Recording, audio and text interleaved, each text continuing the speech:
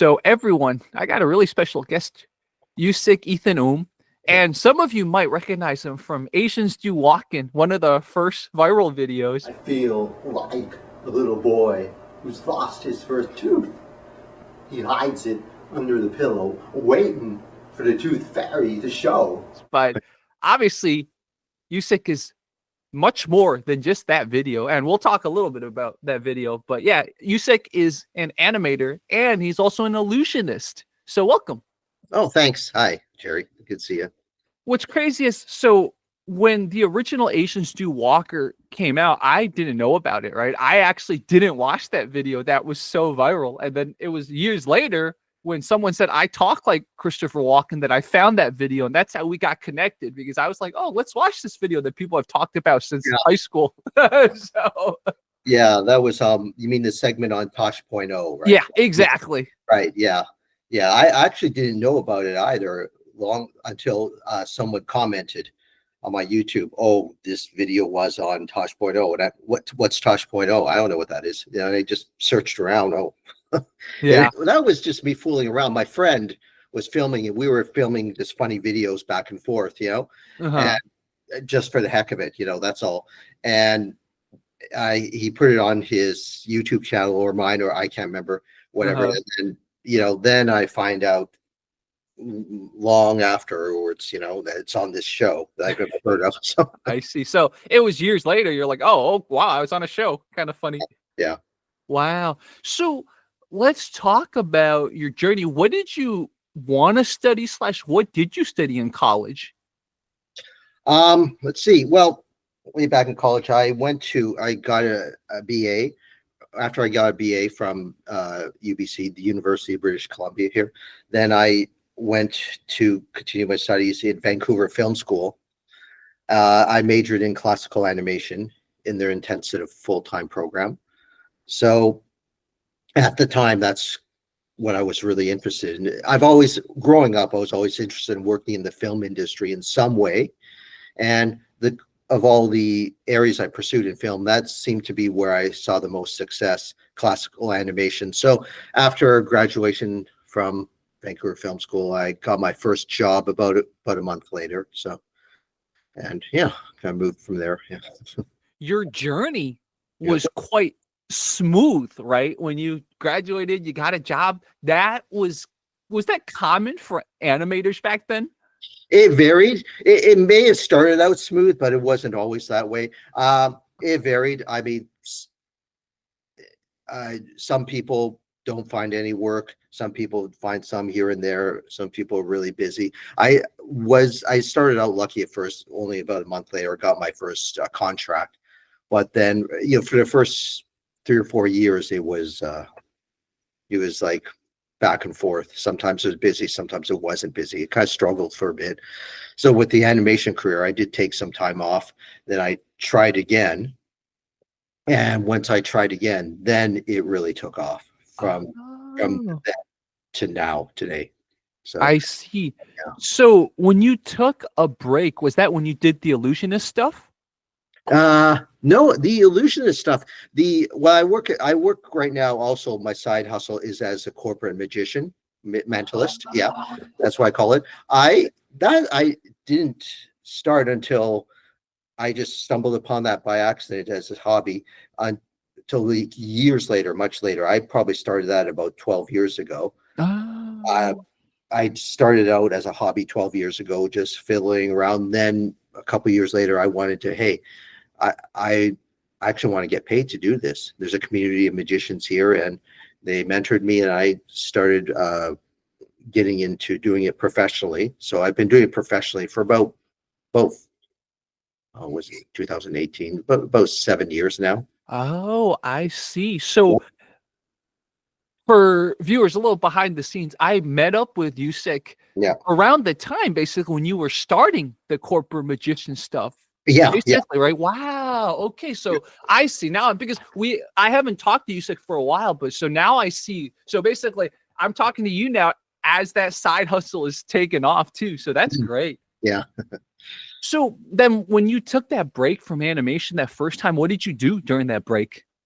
I just worked This is common among people who work in the film industry or animation. Sometimes they take regular jobs. That's what I do. Right now is really slow for animation overall. So there's a lot of people, some of my fellow animators who are just on break or taking regular jobs, taking on regular work right now. So that's what I did during that time. I was looking into other things and just working, doing regular jobs. During that time, I also got involved with a local film festival called the Vancouver Asian Film Festival. I joined their executive board, and so I was exposed to a lot of aspiring filmmakers who were submitting their films into the festival, and some of them were animators, and that got me interested in, hey, maybe I should give the animation thing another try again. Oh, you see Yeah, how and it works, man. yeah, Sometimes it's the inspiration that you didn't expect.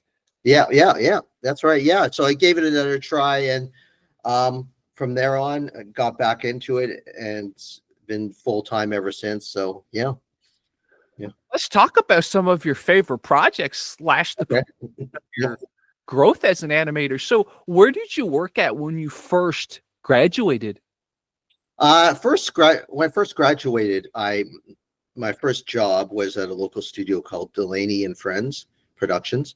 I Yeah, and it was for a TV series, a cartoon series, and for there on and off, I was doing some work for them, doing what's called layouts, posing, like called key animation, all these things, for several projects, several TV series, TV specials, commercials, etc.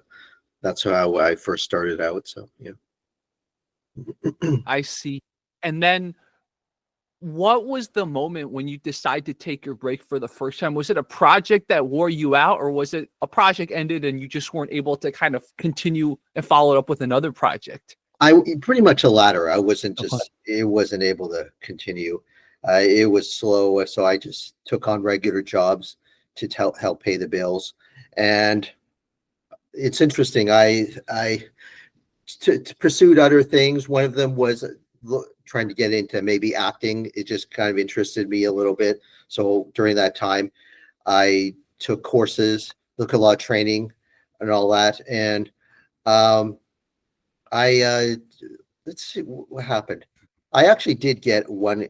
I got several credits in like student films, independent films. One of them was actually a credit in a major Hollywood film in a Seth Rogen movie back in 2013. The movie was called The Interview. It's a very popular. Yeah, I Oh, got a credit on that movie. So yeah, wow. How was the process like? Tell me about the filming of that movie. that was fun. That was a great experience. I worked a few days on that. The way it is with actors, you have to go in for fitting, for your costumes and all that. And then Yeah. I did a couple of days shooting a couple of small scenes. It was a great experience, though. Mhm. I And see. got to I meet see. Oh, that. that's cool. It's been a Yeah, while since I've seen that movie. I'm gonna have to yeah, check look it out. for you. Were you in Yeah, the back or in the front? Where can we find you? I'm in the front. It's not a very long scene at all, but I play a South Korean scientist. I'm preparing uh, some sort of a chemical that needs to be an important chemical that needs to be shipped out urgently to Seth Rogen. Yeah, Oh, that's pretty cool. It's always fun to be like, okay, where were you? Right? Like, yeah, yeah. Well, that's awesome. yeah. Okay, so tell me about then you got back into animation. Mm. What were some of the projects that come to mind that you're like, oh, I'm so proud of this? And I asked you this because on LinkedIn I've seen some of the stuff you've done, right? You've talked about some of the stuff you work on. So let's talk about some of that. Some of the more popular things I've worked on are Bob's Burgers, the first season of Bob's Burgers on Fox Wow. Time. So I worked there as a character animator, and also I supervised some revisions on that. I worked freelance on Teen Titans Go, and I worked briefly on Rick and Morty. Um, I also worked for DreamWorks, several DreamWorks series. One of them was Trolls Topia. Yeah. And off the top of my head, there's also a good series I was really proud of, worked on a few years ago. It's on streaming called Young Love. It's a series, a spin-off of an Academy Award winning animated short Mhm. called, I forget what the short is called, but the series is called Young Love. So I was proud of that. And those are a few off the top of my head. Yeah, the very first series that I ever worked on was a Family Channel series called Sandman Stories, Nihilus the Sandman. So yeah, just a few of the things I've worked on. Wow. And so how do you usually prepare? Because it looks like a lot of your work is gig work, right? It's like, okay, I'll have a contract for a certain season or Yeah. how do you prepare for that? Um, you just I, I have a lot of contacts, within the industry, especially with one particular studio. So they just let me know, and I just had to fill out the paperwork, and then I go in, and we go through orientation just to get familiar with the characters, get familiar with the style of the show. Then we get started working. So yeah, you're right. It is gig to gig. Same thing with the magician thing. Get work assignment to assignment. So the contracts in animation, particularly, can range from. I've had some go as long as 2 years. Some are 1 year, maybe a little shorter. So it varies. Yeah. I see. Yeah. I see. What have you seen in the animation world as it evolves? As in, what are some trends you've seen all these years? When I first started, way back in the day, on my first animation project, and even in school, we were still working with literally pencil and paper. Oh, Oh, the traditional way, the way all the old movies used to do it. That's how we started out. And as the years go by, as it evolves, now 2D animation is most of it, if not all of it, is now done on the computer.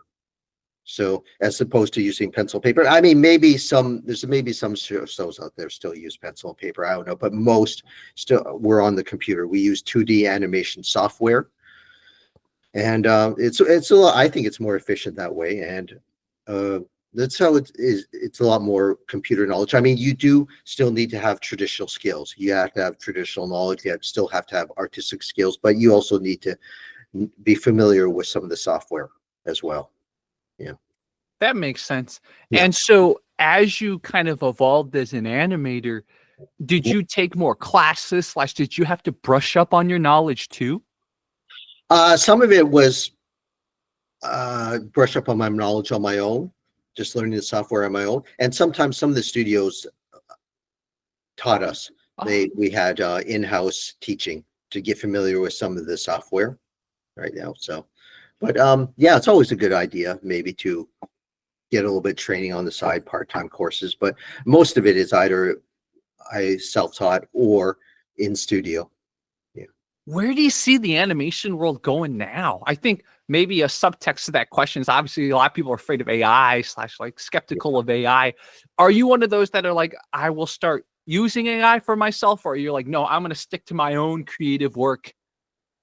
I like to stick to my own creative work that way personally because it's I think there's just a lot more emotion to that. It's my own work as opposed to letting a computer do everything. I Yeah. don't know. AI is pretty impressive, but I've seen AI things, and I don't know. Sometimes it just feels there's not a lot of emotion to it. It's very something about it's hard to explain though. Yeah. I actually think There's like a flatness, I guess I would yeah, describe yeah, it. yeah, yeah. You should look at it. It's some and technically it's actually very impressive, but yeah. Yeah. Yeah. Okay. So what do you want? Like, what is your dream animation job? Um, in terms of animation, I think just to be able to get consistent work, to be able to work consistently, have a little bit more of a higher responsibility, I think, um, is just to be able to keep working. Mm, That would be I'm not really particular. It doesn't have to be a particular studio or a particular series or anything, as long as you just keep busy. yeah. Anyone who works in the business, is sometimes it's a struggle to be able to keep working, keep busy. So Yeah, yeah. exactly. Do most of the animator friends you know, Yeah. do most of them currently have other gigs? Oh, Okay. some do. Some kind of have to, especially now. The way things this year has been really slow, really. Mhm. So yeah. Um, some have had to. much earlier. Some have been off work for a while. It's really slow in the animation industry. So some people just have to do other things on the side. Some people are looking into doing other things on the side. So it's, I mean, I was really lucky when I made my comeback into animation. From there to now, I haven't really had to do that. I mean, I do the magician thing as a side hustle because I really want to. I love it. Mhm. And it's extra money on the side. So but yeah, I've been pretty lucky so far. But right now it is a little bit of a challenging time just in the film industry in general. So hopefully it picks up though. Yeah. So let's talk about what got you into the magician stuff. Yeah. Was it a moment or was it something you kind of always wanted to do? It's actually never something that I ever wanted to do. I mean, most magicians, their origin is that they got a magic set when for Christmas when they were 5 years old, and then they just stayed on it. That wasn't the case with me at all. You know, I never grew up with magic at all. Uh, you know, I've seen shows and stuff like that, magic shows and stuff, and it was fun. I loved it, but it never dawned on me to do it myself. I only stumbled on it maybe like 12 years ago. I was surfing the web and I came across this ad for a free online beginner's magic course. Okay. I surfed on it or watched it. It was really great. And I tried a few things and hey, and then I kind of got hooked on it. And then it just kind of grew from there. And I found out there's a community of magicians here in Vancouver. Joined up with some of them at a convention they were having. Joined up with one of their clubs and kind of grew from there. That hobby grew from there. Then a few years later, I was still sticking to it. And I said, you know what? I told one of my mentors, I like to do paid gigs like you. And slowly started to market myself off. And then for the past 7 years, that's what I've been doing, working professionally as a magician for events. Yeah. It sounds like the magician community is actually pretty close knit and very supportive of each other. I think so. I think so. Yeah. Wow, Yeah. that's great. You know, because there's the whole thing, magicians don't share their secrets and stuff like that. But it looks like the magician community, once you're in, it's like we're really a team. Yeah. Yeah. It is. It's a great Wow. community. I have some good friends from there. Yeah. Wow. So then the question is, do you guys like sometimes talk to each other and like help each other critique each other's technique and stuff? Oh yeah. Yeah. Sure. Wow. We get together, have fun, and you know, we show each other things. We take advice, you know, we get sometimes I like to get advice about maybe a routine I'm working on, or maybe just how to market myself.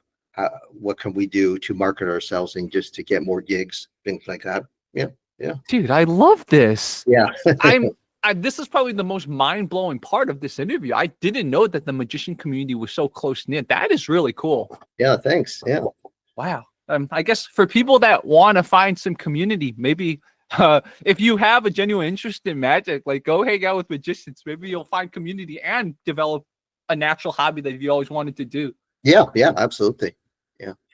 Do you remember your first show? What it was like, your first paid show? Paid show. I'm gonna.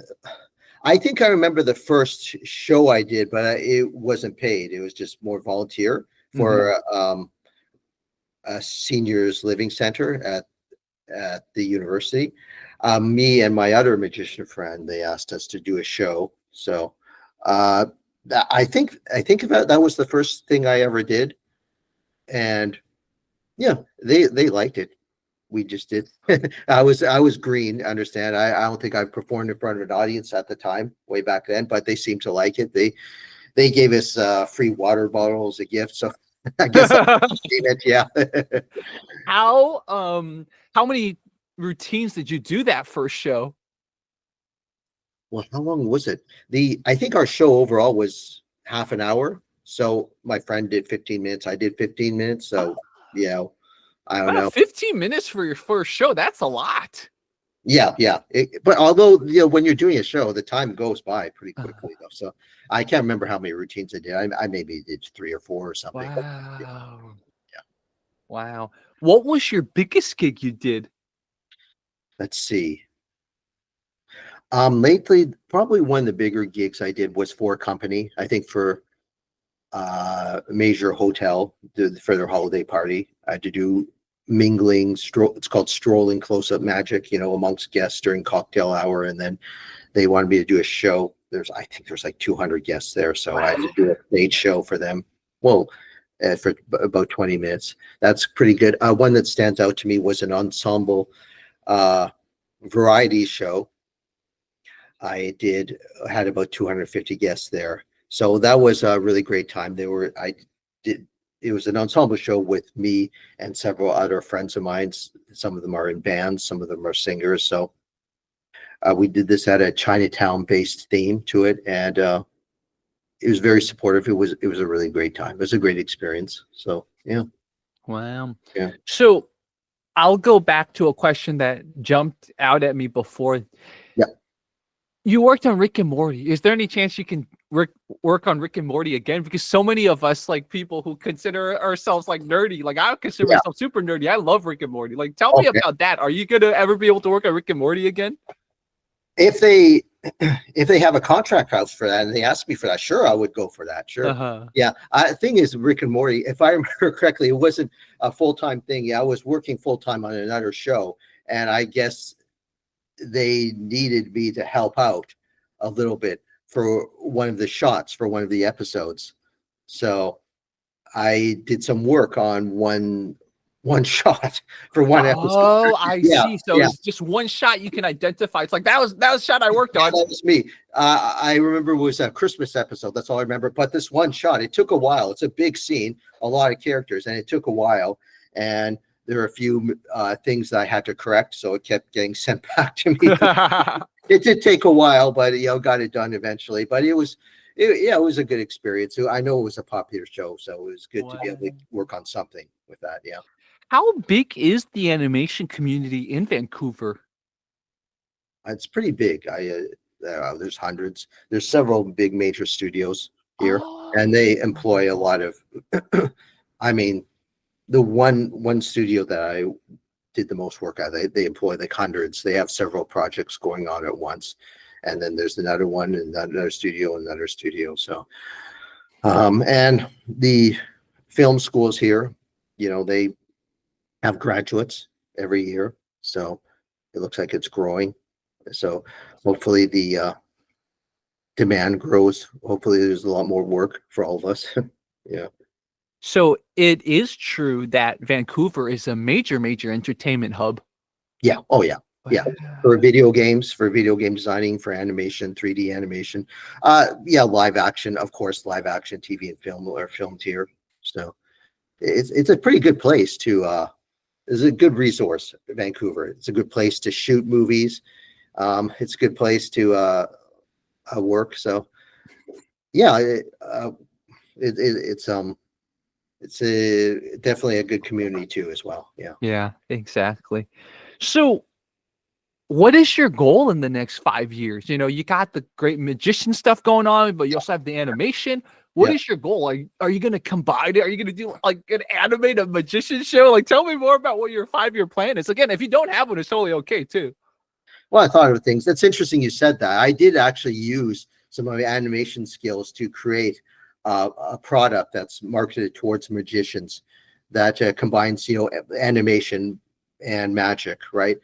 It's so made a little bit of money from that. Oh, good. A while back, yeah. So involving interacting with a cartoon character on my tablet and doing some magic with the character. So I did that. What else did I do? What I would like to do in the next 5 years, I'd like to grow just more, get more business in the magic world. I've been taking some courses on how to market myself. It would be great to just be able to do it full time, or maybe expand magic, the audience to much bigger, from hundreds to maybe thousands, either on social media or a show. I would love to have my own regular residency somewhere, and right now I do have a show that's happening locally. I do have a public show coming up in October. Oh, what's it called? It's called Mind Haunts. So it's what's called an evening of Halloween themed mentalism. I So love it. yeah. So I did a couple of shows already, at a couple of live shows at the same venue.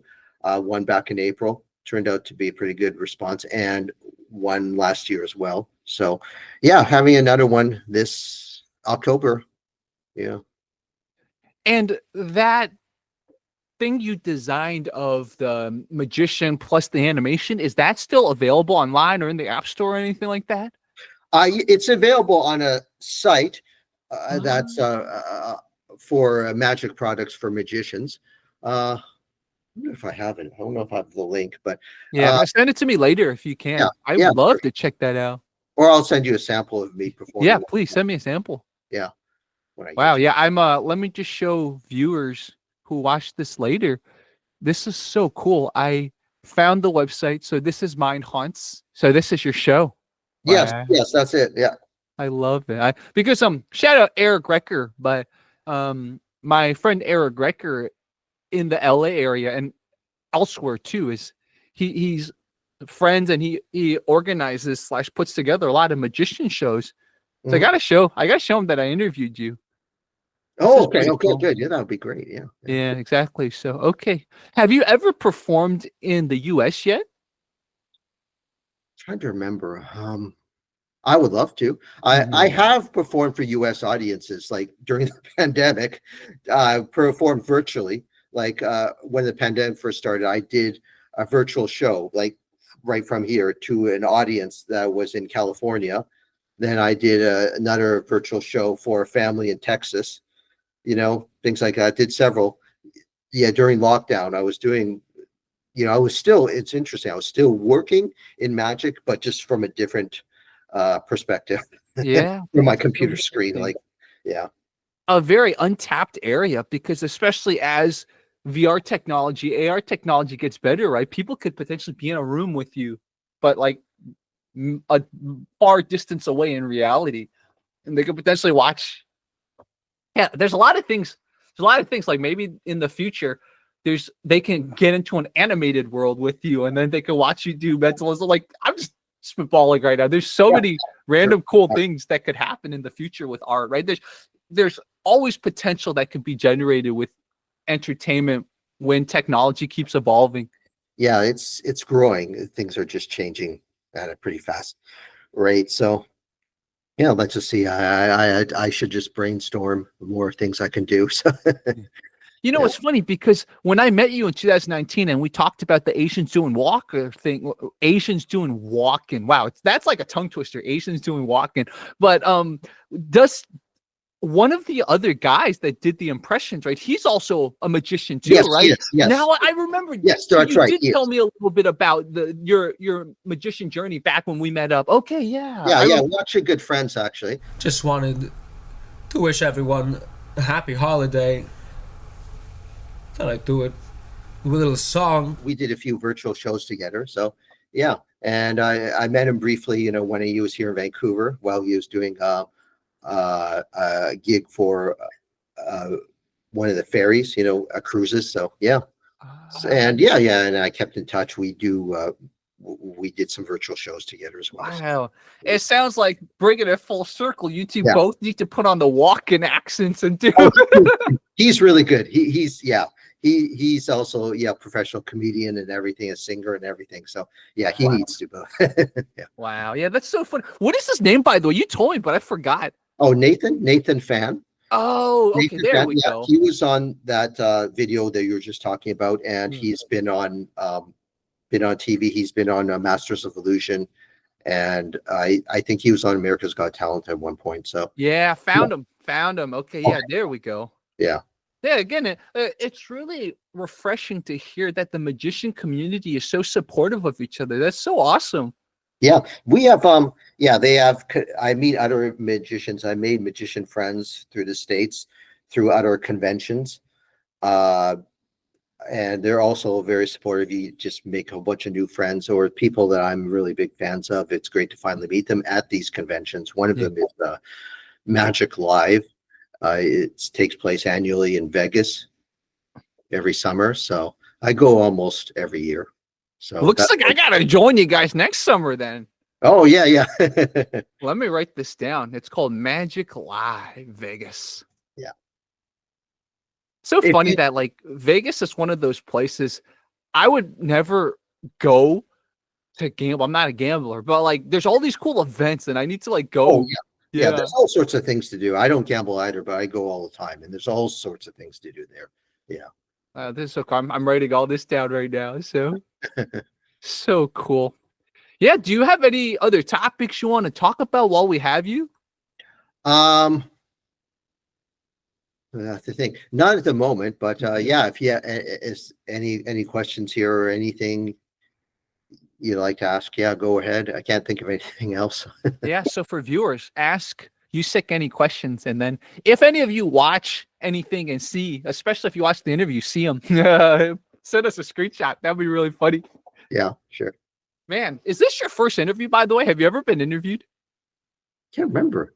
No, I don't get a lot, but no, actually, this is not the first. I had one recently, a very weekly magic podcast by another fellow magician not too long ago, and I was interviewed a couple times for local TV. So, yeah, but they're always fun to do. Yeah. And so for viewers to follow you, they just I know you have a YouTube channel. It's like a Canadian Canuck or Korean Canuck, right? That's Korean your Canuck. channel. Yeah. Mhm. And my Instagram is the Korean Canuck.